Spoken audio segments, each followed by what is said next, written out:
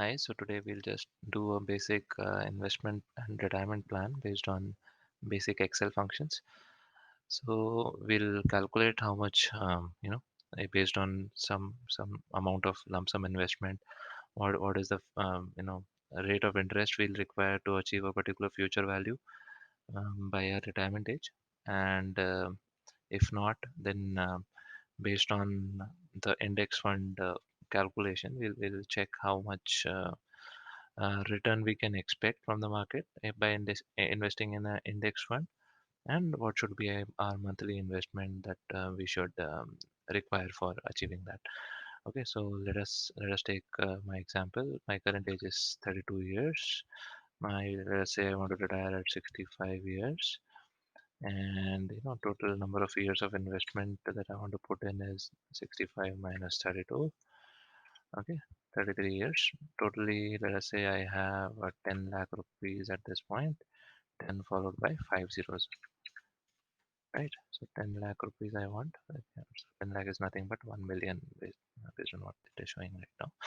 So 10 lakh or 1 million rupees I am investing at this point, and let us say we have a ambitious target of 25 crores by the time we retire at the age of 65. So crore means 7 zeros, 25 followed by 7 zeros.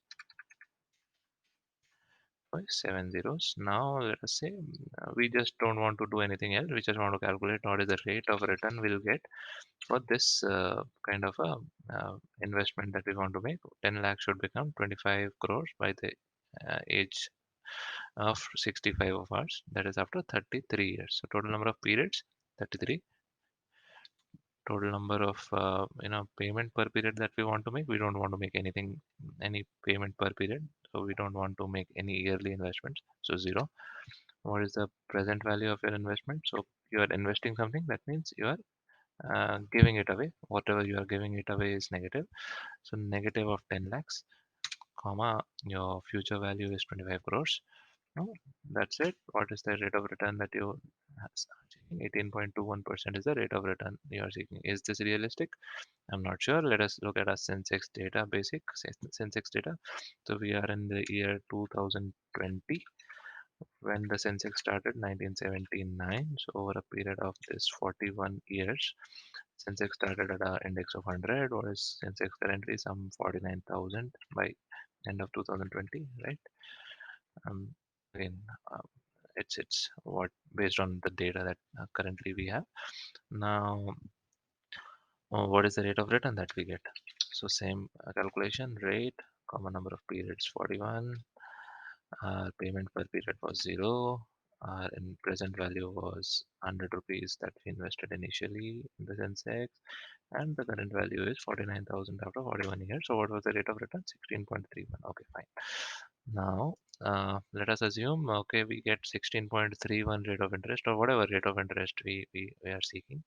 Now, based on that yearly investment rate, what is the monthly investment or yearly investment that we need to make to achieve that value? So there is a formula called payments, which calculates the payments, periodic payments for an annuity.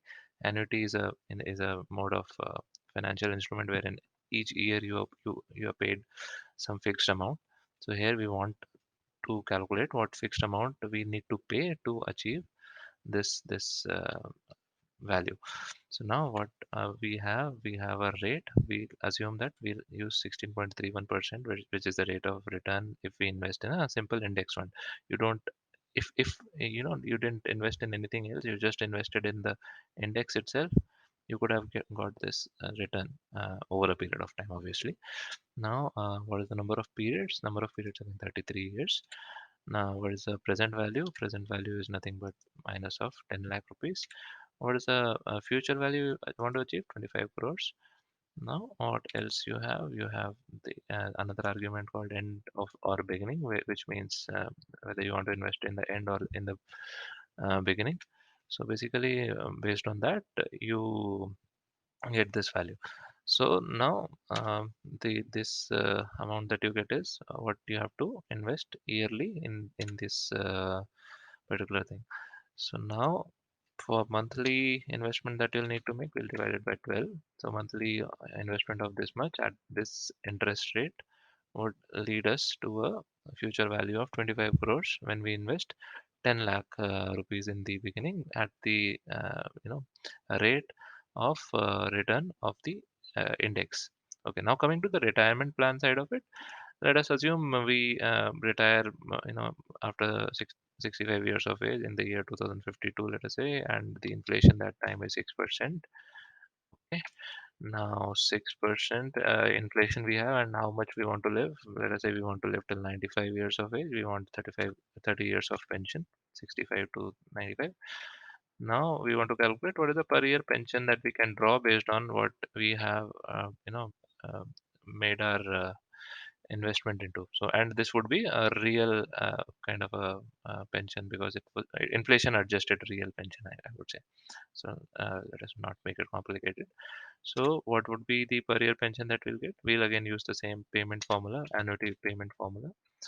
So what is the rate? Rate is negative 6%. So be careful here. Why negative? Because we are losing that much money. Minus 6% of inflation is eating up into our